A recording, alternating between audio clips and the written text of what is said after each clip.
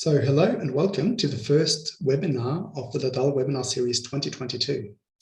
My name is Martin Schweinberger, and together with Michael Hall, I'm co-directing LADAL, the Language Technology and Data Analysis Laboratory in the School of Languages and Cultures at the University of Queensland in Australia. LADAL is a school-based support infrastructure for computational humanities that aims to assist everyone interested in computational or quantitative analyses of language and speech data. LADAL is also part of the Australian text analytics platform ATAP, which is an open source environment that provides researchers with tools and training for analyzing, processing, and exploring text. As such, ATAP aims to provide a powerful and customizable and accessible toolset for a large number of researchers who have or who do not have strong coding skills. Now, before we start, I'd like to read out an acknowledgement of country, which we do here in Australia to express respect and gratitude towards the Indigenous people of Australia. So I'd like to say that we as members of the University of Queensland acknowledge the traditional owners and their custodianship of the lands from which we're broadcasting this webinar. We pay our respect to their ancestors and their descendants who continue cultural and spiritual connections to country. I'd also like to say that we recognise their valuable contributions to Australian and global society. Now, if you want to know more about LADAL and the resources we provide, please feel free to explore the LADAL website. And no worries, if you've missed any of our webinars, all of them are freely available on our LADAL YouTube channel. You can also find information about past and upcoming events and presentations in the LADAL Webinar Series 2022 on the events subpage of the LADAL website. If you want to keep up with what's going on at LADAL, please feel free to follow us on Twitter or on Facebook. And if you have any questions, suggestions, or feedback, please do not hesitate to reach out to us by email. Now, without further ado, it's my honest and real pleasure to introduce today's speaker, Jack Grieve. Jack Grieve is Professor of Corpus Linguistics at the University of Birmingham and Turing Fellow at the Alan Turing Institute. His research involves analyzing large corpora and natural language to understand language variation and change. He's especially interested in grammatical and lexical variation in the English language across time, space, and communicative context, as well as developing methods for quantitative linguistic analysis. Jack also conducts research on authorship analysis and sometimes consults on casework as a forensic linguist. Now I'd like to hand over to Jack with his talk entitled "The Spread of Lexical Innovation is Constrained by Cultural Patterns." Thank you and welcome to Jack Grieve. Thanks, Martin. Hold on, let me just share my screen here.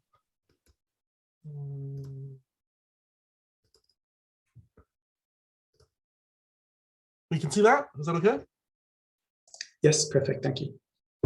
Great. Sorry a bit about my voice. I have I just had getting over COVID and have a bit of a swollen tonsil, so my voice is a bit strange today. But I'll do my best to enunciate. It might take a few little breaks just to clear my throat. So I've actually changed the title slightly. So the spread of lexical innovation is constrained by cultural regions is my talk today.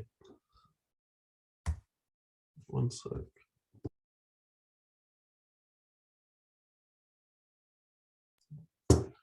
Okay, so understanding the spread of linguistic innovation, so how sort of new forms arise and how they spread out across a language is really a kind of a basic goal.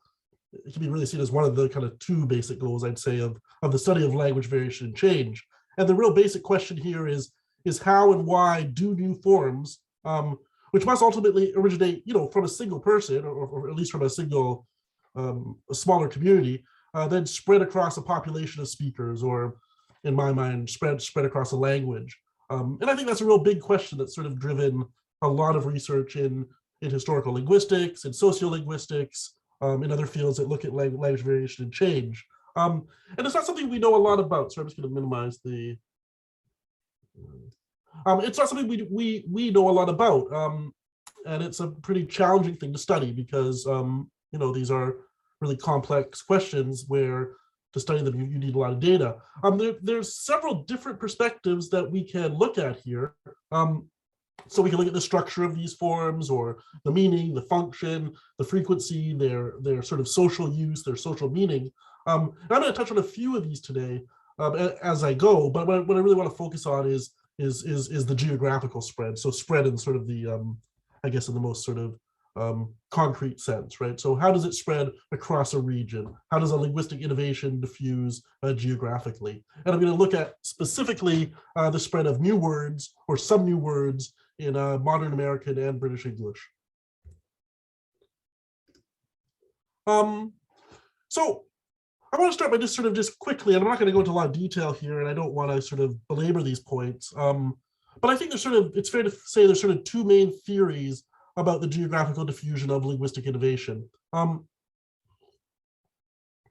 don't think if you read the wider literature that everyone agrees with these, or that everyone thinks it's this simple, but these are the kind of the two textbook models you'll hear about, and they sometimes have different names, but it can be kind of broken down into more specific models, but these are kind of broadly speaking the two big ones. The first one is the wave model, and the idea here is just basically that an innovation will spread out radially, more or less, maybe constrained, I guess, by mountain ranges and things like that, but will spread out from its origin, right? So in other words, that the spread of an innovation is really constrained only by physical distance. So I think the sort of the you drop a rock in a pond and it spreads out the ripples, right? And so this is kind of like a basic idea, right? That if you have an innovation in one place, it will then spread out to nearby places and potentially further and further afield. And there's obviously no reason to question that at a basic level. That must be happening to some extent. But then, is there more going on there? And so one theory is this gravity model, and that is basically that population density or population matters. And the idea here is that, if a spread starts in London, it will jump to the next biggest city. So maybe it will jump to Reading or Luton, or eventually to Birmingham or something like that, right? So that that the sort of cities are sort of like planets, right? They kind of attract these new words. So in one, so something will start in a, wherever it starts, but let's say in an urban area, it will then jump to the next biggest urban area that's nearby, and it will sort of skip over the rural area in between and will later fill in, right? And so this is just making a sort of an extension to the wave model, if you like, that doesn't just spread out radially, but there's also an influence of population too. So broadly speaking, what I want to do today is interrogate these theories, and not directly like a real formal way, but just sort of show some data that I think kind of challenges these theories, and in particular says that, or shows that regional cultural patterns matter a lot too. And so that is to say, not only does the spread of an innovation get constrained by distance and population, but also that it tends to follow cultural region patterns too. And so sometimes it won't actually go to the next nearest city, or even into the adjacent area, because there's some kind of cultural border there that stops it. You might think of that as like a dialect border, but I'm not sure you need to. Just a cultural border of some type.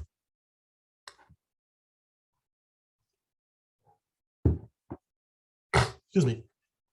Okay, so like I was saying before, studying innovation is really quite difficult, and I think this is part of the problem with a lot of research on this, is that we're making these models without a lot of data, right? It's quite difficult to study because innovations are by definition both rare and not widely known, right? I mean, an innovation must at first be rare, and an innovation must at first not be widely known. It must be only being used by the person or the community where it originates. And so unless the linguist is part of that community, or is that person, they're not going to know it, and they won't know it until it's kind of too late, at least to study its sort of initial spread. And so that's why it's such a kind of a tricky thing to study. But that's been changing recently because we have access to these really large social media corpora. And what this lets us do is one, these corpora are huge, so they let us look at things that are rare and not widely known. They also are highly informal, which is important, I think, for lots of innovations. They tend to be relatively informal. Not all innovations are, especially not all lexical innovations. You can think of, like, say, scientific terminology or something, which is quite formal, but might be an innovation. But in general, it's nice to have really informal data. It's also used by lots of people from across walks of life. A lot of corpus linguistics that's based on written text, that a lot of us do, including me, it's really data that's written by professional authors. And I think that's like kind of a confounding factor, of course, whereas this is not, at least generally. And it can also have really large amounts of metadata that we need. So in particular, both geolocation data, which is obviously crucial to studying the geographical spread, but also really fine-grained timestamp data, right? And so those are sort of important pieces of information that let us work with these large corpora and track spread. So that's what I want to do today. I'm going to look at 2 corpora. I'm going to look at, I guess it would be 4 different studies we've done. The first 2 are published and are based on this American English corpus, about 9 billion words from 2013 to 2014. This is American Twitter. And then the second 2 studies haven't been published. They've been presented before at NWave, both of them actually, including just at the last NWave. So the one's quite new. And one of them uses British English data, 180 million tweets, 2 billion words of British English from this same period.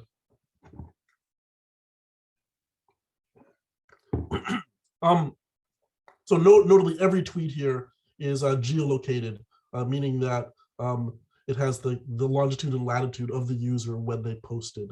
It's also, like all social media, time-stamped. And so that really lets us do fine-grained temporal and spatial analysis. And so it's using this really large corpus, this very informal corpus, and then with all this really fine-grained temporal and spatial metadata that lets us study, I think, lexical innovation in particular in a way that really hasn't been possible until now. Okay, so I'm going to run through the first couple studies kind of quickly because I presented them many times and there's publications you can look at there, the links there. So this is a paper from English Language and Linguistics from 2017 with my colleagues Andrea Nini at Manchester and Diangchen Guo, who's the person who built these corpora, who's at University of South Carolina in geography. Okay, so the first kind of, I think, insight here is that given a really large timestamp corpus, or really given a small timestamp corpus, I mean, just as long as you have a timestamp, but the larger it is and the more finely divided it is in terms of the more finely timestamped it is and the bigger it is, the larger the range is, kind of sort of the better here.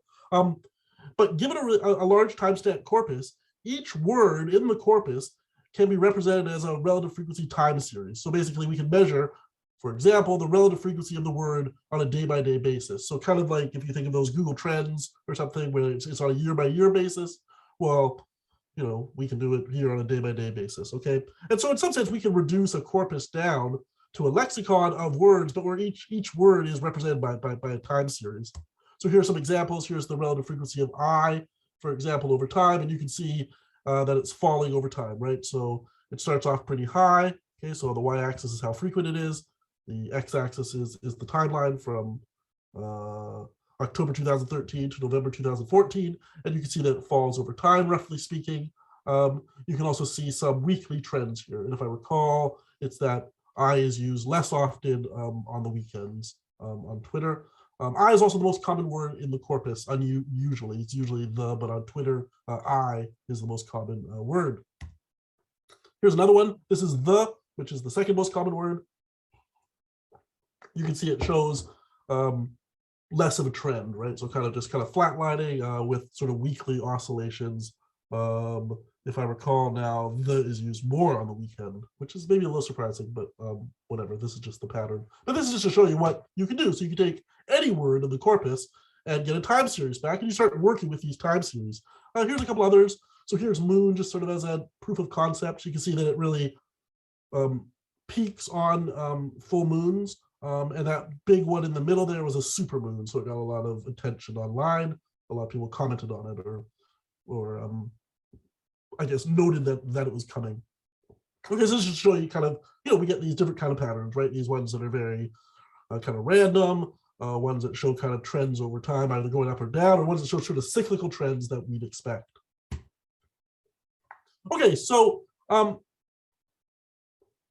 what we could also do with these time series is we could use them, and we can make measurements of these word time series to try to pull out words that are of interest to us that meet certain criteria. And in this case, what we're trying to do is discover words that are just entering into the general lexicon of this variety of language, or the variety of language represented by the corpus. And how well that generalizes to, say, English in general is an open question and an interesting one. But as a corpus linguist, I'd say, well, we're looking here at Twitter, so we're going to study Twitter directly. That's the variety that we're representing.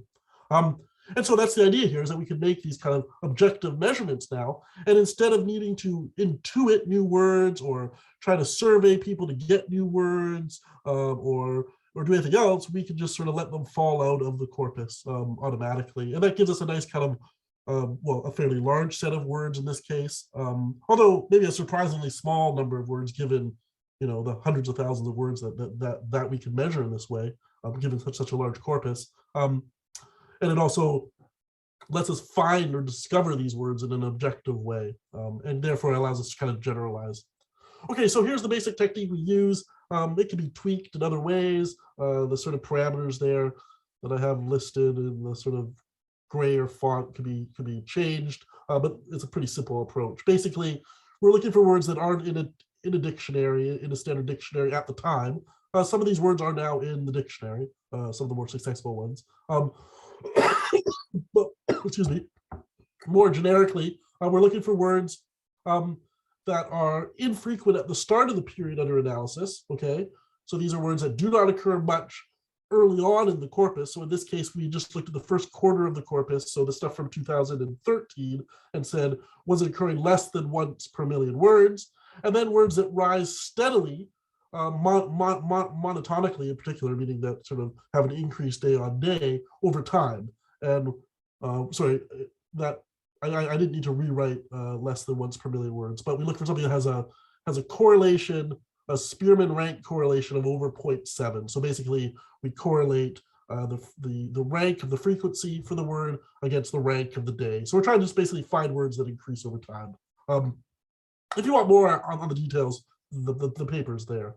And so we also then, I should say, also removed proper nouns, and we also took, for each lemma, we took the most common form per lemma. We didn't lemmatize, but we just selected out one form for each lemma. So for example, like if there was a plural form and a singular form, we just take the more common one and work with that.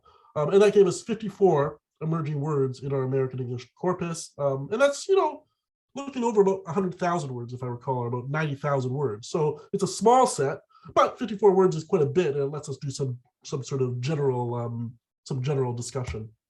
So here's one of them. Here's on fleek. And so you can see this is part of the best example of a word that really emerged in this time period, and that largely emerged online as well. So it really has a nice kind of result here. So you can see it's flatlined. It's hardly used at all. Most of those little blips are just kind of, they're not even related to the specific meaning of the word here. They're just kind of like typos or, keyboard jams or whatever. And then you can see in sort of in mid-late 2014, it really shoots up in frequency. Okay, so this has, clearly at the beginning of the corpus, a very low relative frequency, and it clearly at some point shows a really quick rise. Okay, here's another one that's a bit less dramatic, I guess, and a bit we didn't catch it as soon, and this is more kind of indicative of what these curves look like. So here's the word famo, which means like kind of family and friends. Fleek means good, basically, and you can see it kind of it's very infrequent at first. Less than once per 2 million words, and then it kind of shows again a pretty steady rise over time. Not perfectly, obviously. We do get these kind of fluctuations, say weekly fluctuations, and just kind of noise and whatever, but you can see a real kind of steady rise over time all the same, with quite a jump here at the end, actually. Okay, so here are the 54 words. I'm not going to go through and define them all. They're all defined in that paper, but I'll look at them from a few different perspectives here just to kind of get us situated. They go across a whole bunch of different topics, okay? So we actually, like in purple, for example, we have a bunch of kind of topics that are related to, say, sort of online stuff, like to fave something online, a notif, candids, like the picture, selfie. In red, we have a bunch of things that are related to like kind of relationships, romantic relationships, like bayless, which means to be signal, shorty, like a woman, to unbay is to break up with, pull out is a sexual reference. What else do we have here? Exclamatives in orange, friend things like famo, mutuals, and squad in green. I guess mutuals could have been in purple too. So we see a lot of diversity here in topics, but clearly the topics aren't at least totally. Some of these topics are related to the register, right? To Twitter. In terms of parts of speech, we see here nouns in blue, adjectives in green, verbs in red, and various others in yellow. So, again, quite a bunch of different parts of speech are here. Then lots of different word formation processes. Some of these are spelling things that we include given our definition. We find that often the spellings are there to mark new meanings of words. So like gains with a Z isn't like just a synonym for gains. It means gains from working out basically and eating. So it's a term used that way. Wrecked, spelt that way. I don't think you'd say he wrecked his car, but you'd say he is wrecked, as in he is say inebriated or something like that. Lit is a very popular one, means like good.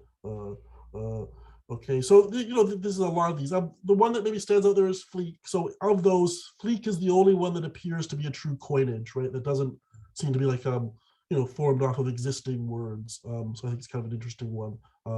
It's probably the only one there that really is a coinage. There are some others in there, like in red we see a blends, for example. Boolin and Brazy are interesting. These are from Coolin and Crazy, but the Blood Street Gang doesn't like to use C because that's associated with the Crips, so they then replace with a B, and then these pick up general currency over time. We can also see, this is just sort of my attempt to show, maybe not the best way of doing this, but these are the 54 time series all scaled and put together. You kind of see like an S-shaped curve here on these words. So I've sort of mentioned most of these things. I think it's important to say that many of these words express new referential meanings. Okay, so words that we don't already have words for, right, or concepts we don't already have words for. Sometimes like new cultural trends, new communicative contexts. Alternatively, many of these words are synonyms for existing words, right? So these are words that we already have a word for, like say bay, meaning your significant other, your partner, or unbay, to break up with. And then those seem to be about expressing social meaning, right? Because they're not really necessary to express the referential meaning, but they're marking a certain social group. I think it's fair to say.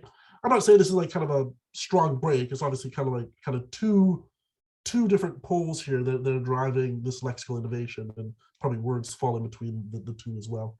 I think maybe it's worth saying these words do not appear to be the product of children. They probably appear to be the product mostly of, say, teenagers, but people who are past the so-called critical period. Coinages are very rare, like I said. Also, direct iconicity seems quite rare.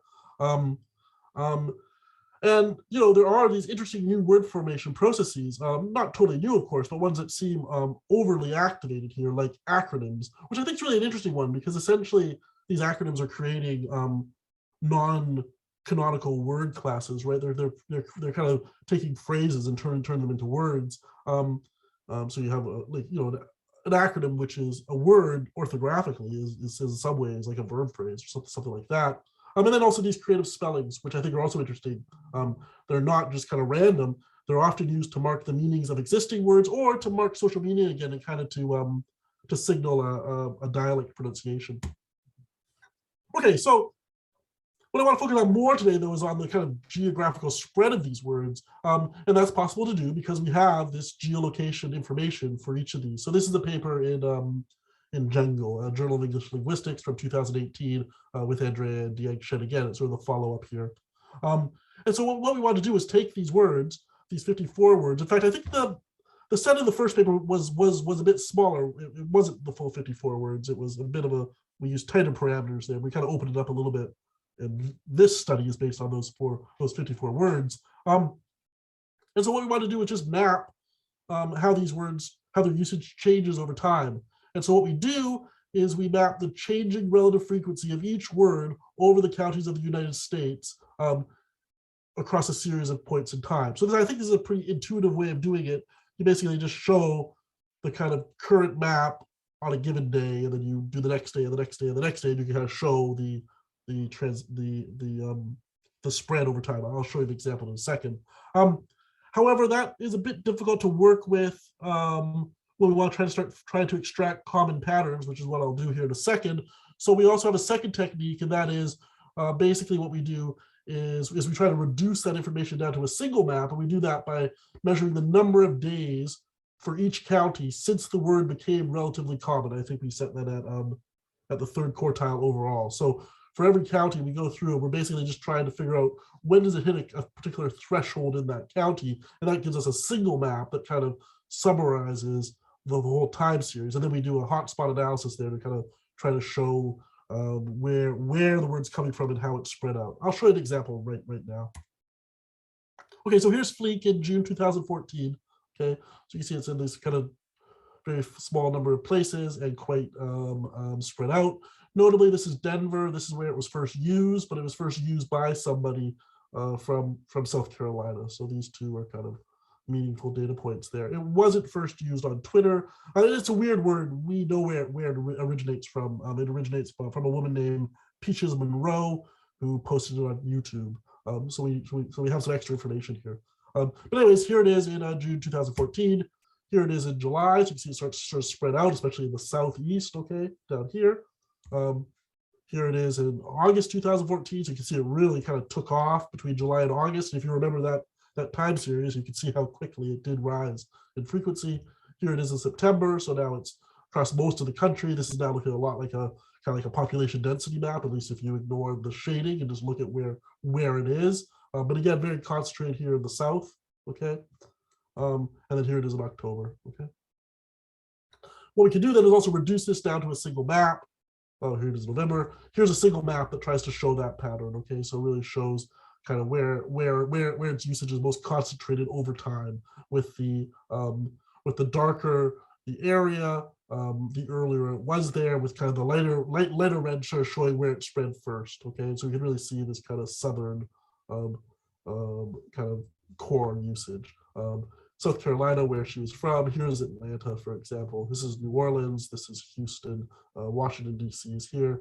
Here's New York City, for example, up here. Excuse me. Here's a few others that are for other words. So just skipping the kind of the sort of pseudo animation. So here's Bayless. So a somewhat similar distribution across the South, but you can see it's more pushed down to the kind of Gulf Coast area down here in Texas and Louisiana. Here's Lort. This is used as an expletive, like not just like, oh, Lort, you know what I mean? Like that kind of, and here it is down here really in the Gulf Coast area. And we know this one here is quite strongly associated with New Orleans. Here's one that shows a different pattern. So here's that feel when. So this is an acronym. Often used on Twitter, that feel when, then you say, you give some kind of moment of life that you want to kind of encapsulate. And you can see this is more concentrated in California, but also across these other bigger cities. So around New York City, around Washington, D.C. and Philadelphia, around sort of broadly in the Chicago area, okay, for example. Here's waifu. This is a term from anime, means something kind of like wife, I guess. And you can see kind of a similar pattern, right? So across these kind of major urban areas, New York, Florida, California, Seattle, Portland, okay? Sort of like blue states, if you like. And then here's another one, here's Litty. And this is actually probably one of the ones that actually did the best. So this word really did well over time.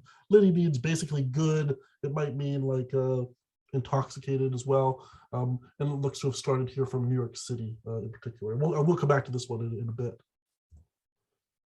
Okay, so then what we want to do is figure out, okay, so where do these words tend to come from? So like given these 54 maps, the kind of red, these ones here, these red and blue ones, what are the common patterns we can see there? So what we do is a factor analysis on these maps.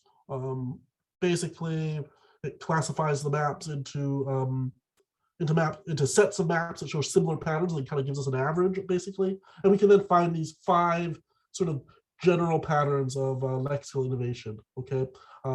And what they each sort of show is basically where the word comes from on Twitter, or where it started on Twitter, where it diffused from, and then where it diffused to. And we kind of now see these kind of areas of diffusion. So here's the first pattern. It involves these words here, okay? And this one shows quite a, like a non-regional pattern. This is basically, we call it the West Coast pattern. I think that's probably a mistake in hindsight.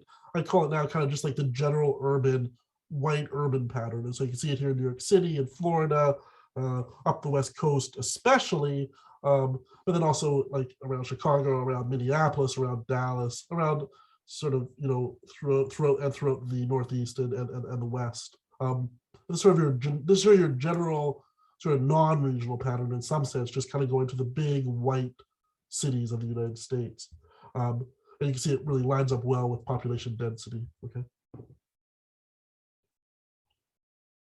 In some ways, this kind of controls, so we can focus in on more regional patterns in the subsequent dimensions, which are not totally orthogonal, but mostly orthogonal, so sort of distinct. So in some ways, this controls for this sort of kind of generic pattern. Okay, here's the second pattern though. So here's a bunch of these words here: Bayless, Boulin, Brazy, Famo, Fleek, Trap House, Zans. And these are associated with the South. Okay, that kind of makes sense, I think, if you saw those maps. You kind of suspect that a Southern pattern was coming. But really the South, centered here in Atlanta, okay? And what this really aligns with nicely is African-American population, okay? And you can just see how closely that aligns, okay?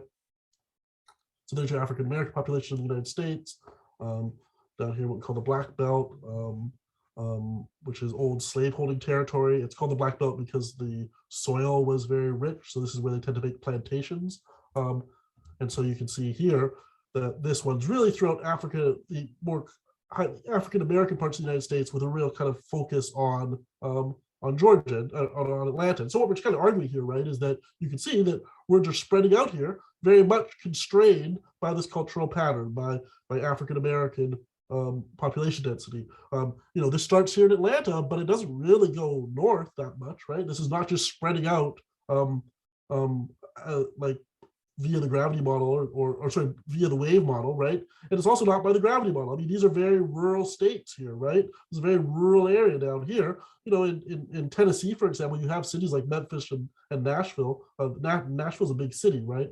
And so we can see here this being constrained here by cultural, by very well-known and clear cultural patterns, right? Very clear, as you can see there, right? A very strong split there in the north of the South. Here's the next pattern. So this has lit and litty and lituation. So we can see this one's coming more from New York City. Okay. Here's the fourth pattern. So this has words like shorty, thoughted, yas. Okay.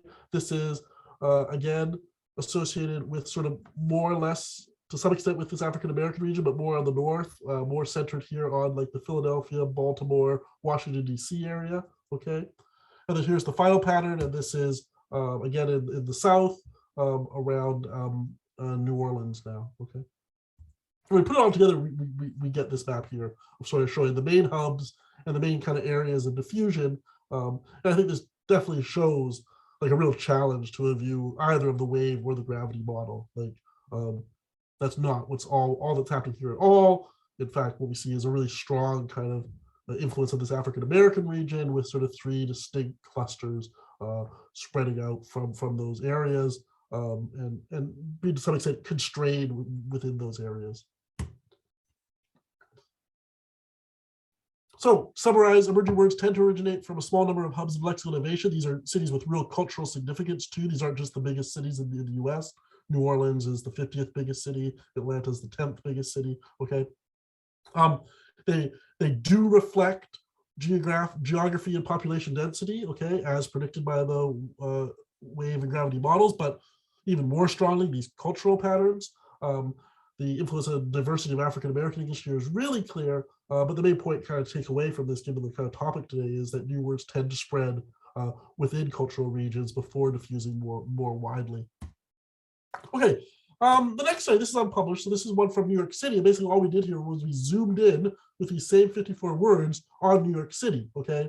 And so what we have here is a 20 million word, a 200 million word corpus, from 2014, so nothing from 2013, and all from the 5 boroughs. It's basically a subset of the other corpus, but it actually goes a bit farther. So we have a bit of data in December of 2014. And now rather than counties, because there's only 5 counties, there's the 5 boroughs, we looked at what's called a census tract. So these are basically like city blocks, okay? And we can do this because we just have so much data from New York City. Okay, and when we do the same study here, what we find is we can pull out 2 regional patterns of innovation and spread, okay? So let's look at one of these maps. So here, just to get you really quickly kind of located. So this is New York City, that's Manhattan, that's Central Park. This is the Bronx, this is Staten Island, this is Brooklyn, this is Queens, this is JFK Airport over here, Long Island, and New Jersey over here in white, okay? So here's Liddy, which is a word that from our study seemed to be sort of originating from New York City, broadly speaking, okay? And we can look at the spread of this word on Twitter. I think it's not surprising that these maps are a bit less regionally homogeneous. I mean, even the original ones weren't, but here we're really zooming in, right? So you kind of see, I mean, people are moving around the city and stuff, and we're just taking wherever they were when they used the form. But here's kind of a hotspot map of that, okay? So like not in Manhattan, not in Brooklyn, but more up in Harlem, up here, the Bronx, and in Queens.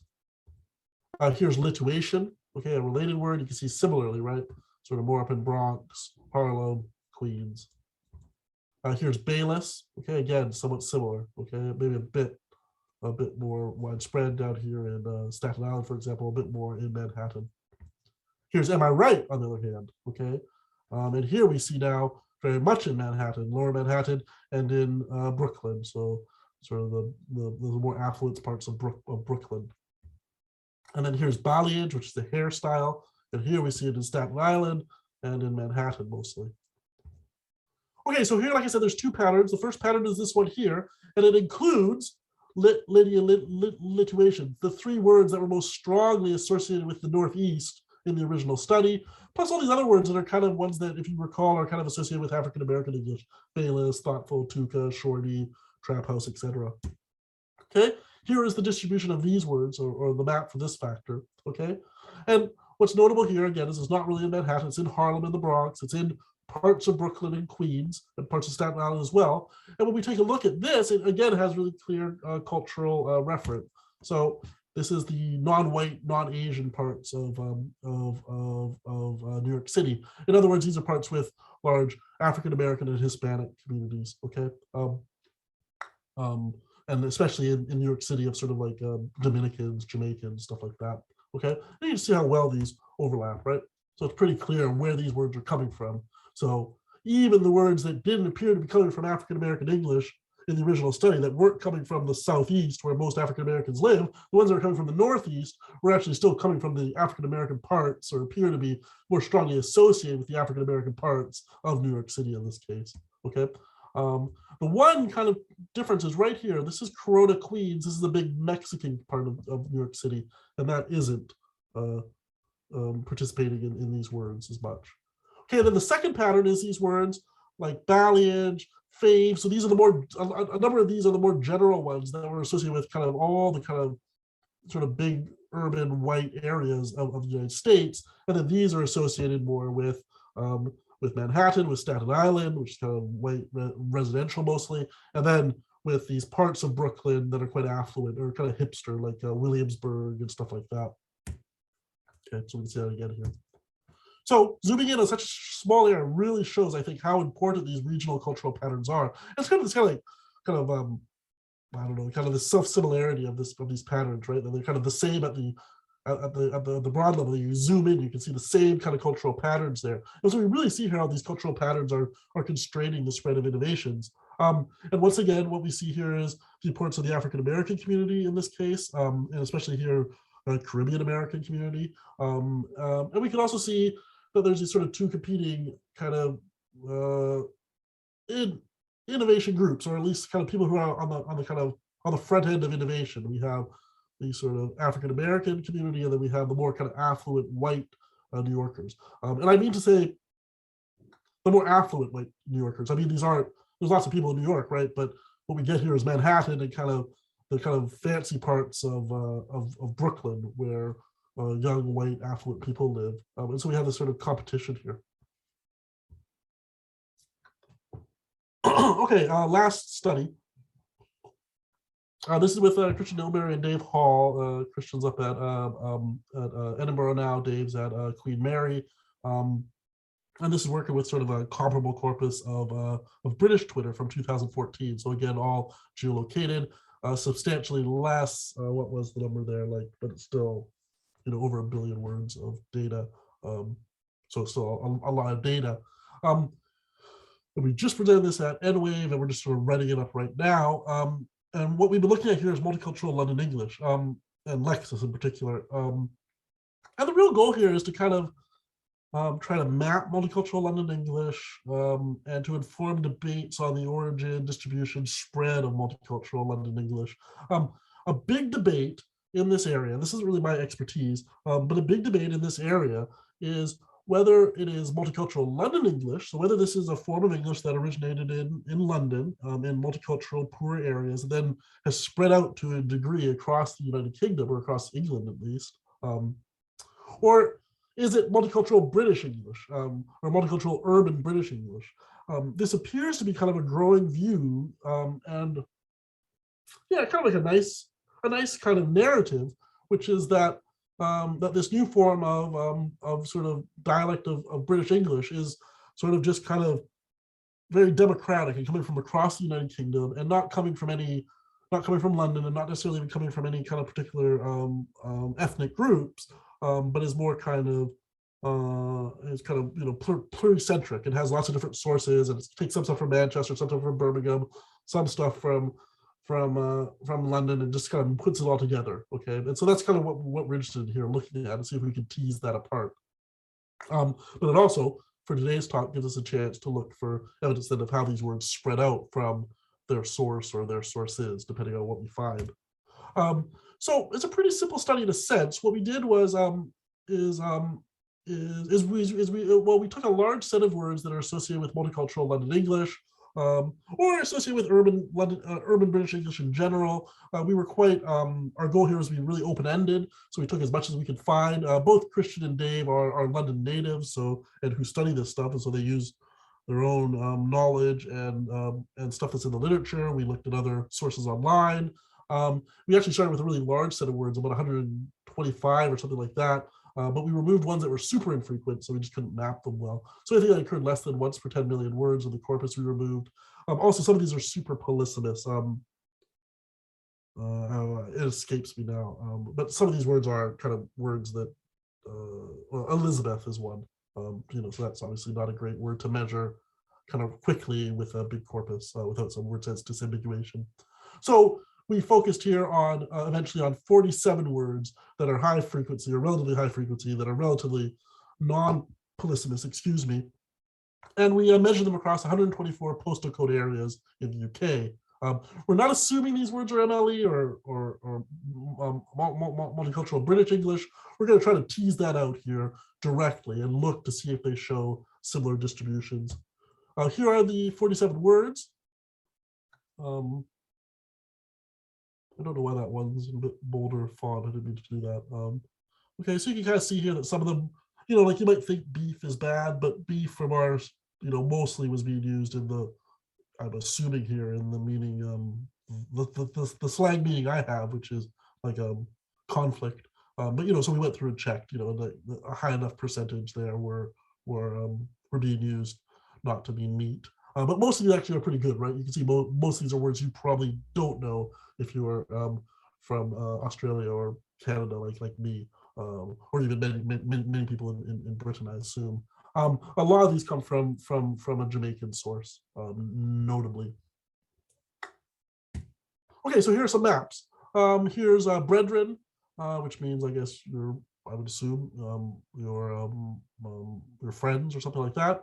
And you can see here, up here in London, very densely used, not in the city, but around it. And then up here through Birmingham, up into Manchester, and then not so much up here in Scotland, Northern Ireland, or Wales, or in the southwest, for example. Okay.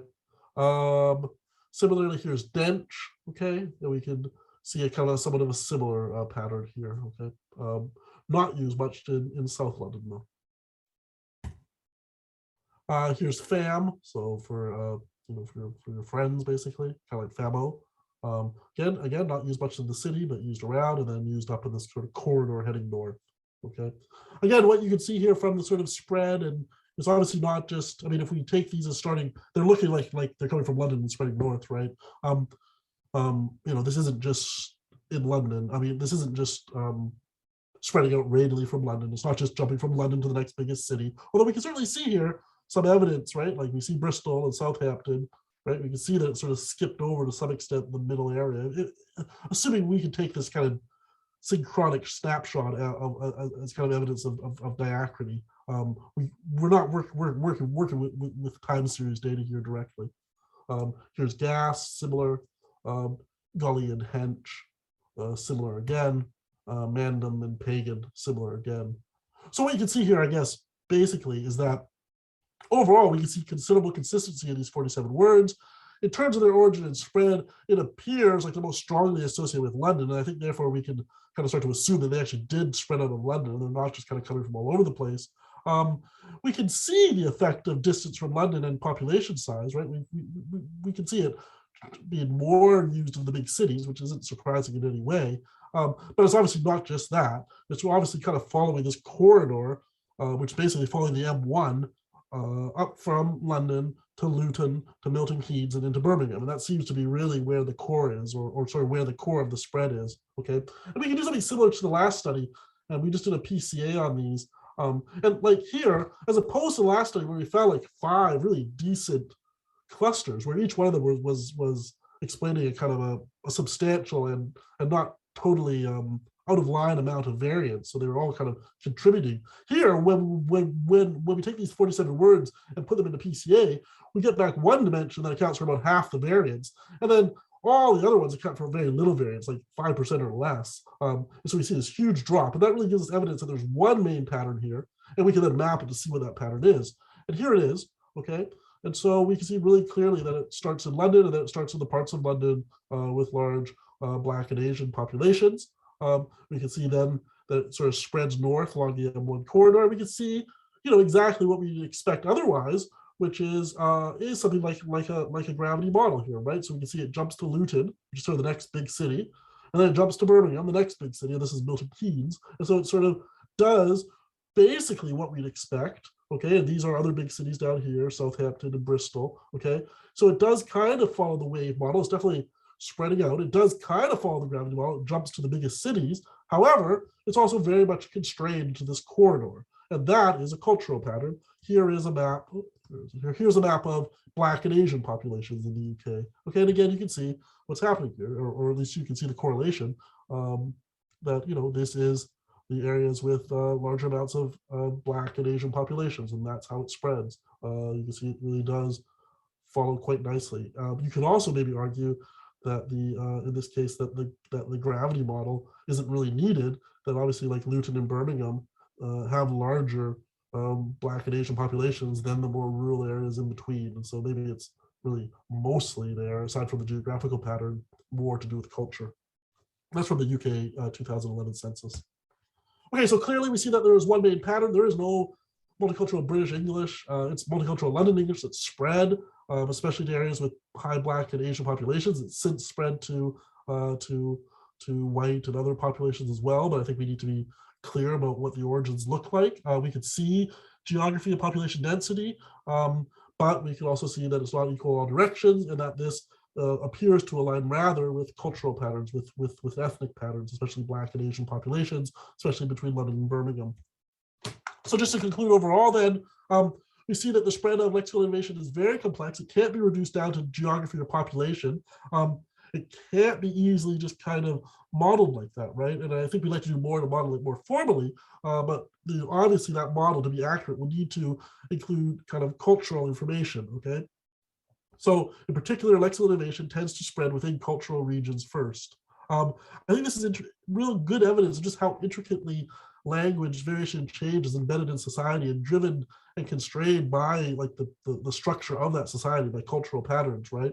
And we shouldn't kind of try to kind of dissociate our models from society and just kind of reduce it down to like some simple things that we can measure, like population density and distance. Although, of course, we can measure ethnicity and cultural patterns as well. I think this will also be seen as evidence of like the importance of social meaning as part of the process of diffusion of linguistic innovation, which obviously isn't like a new idea at all, but I think it's nice evidence of it. Even when the motivation of the form is not to express social meaning, but to express referential meaning.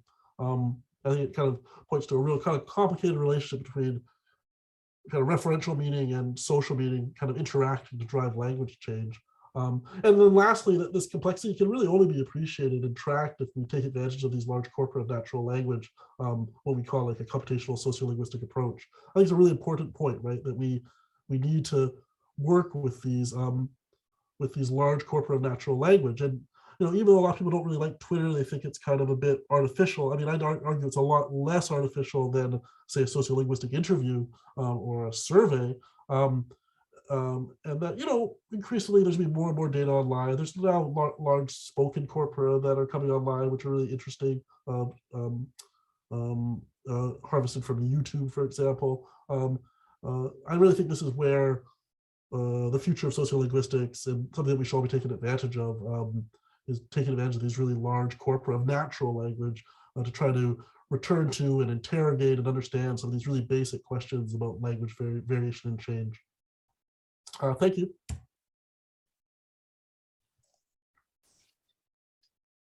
Yeah, thank you so much. That was a really excellent and brilliant talk. I think that's really right down the LA of what we're doing or trying to do here. So it's really a great case study for that. So thank you so much.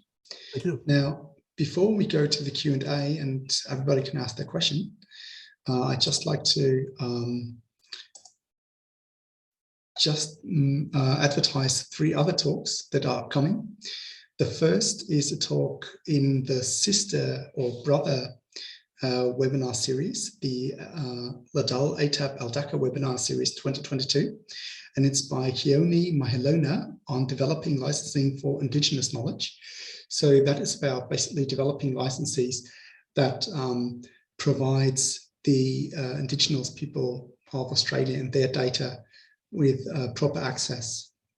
So how to navigate essentially copyright and treating people fairly who provide data. The other talk I'd like to advertise here is the next talk in the LADAL Webinar Series, which is on May 9th, again, 8 p.m. Brisbane time. It's by Cedric Courtois, who's here at the School of Communication and Arts, and he'll talk about archives and how you can use them in research on text, using text analytics.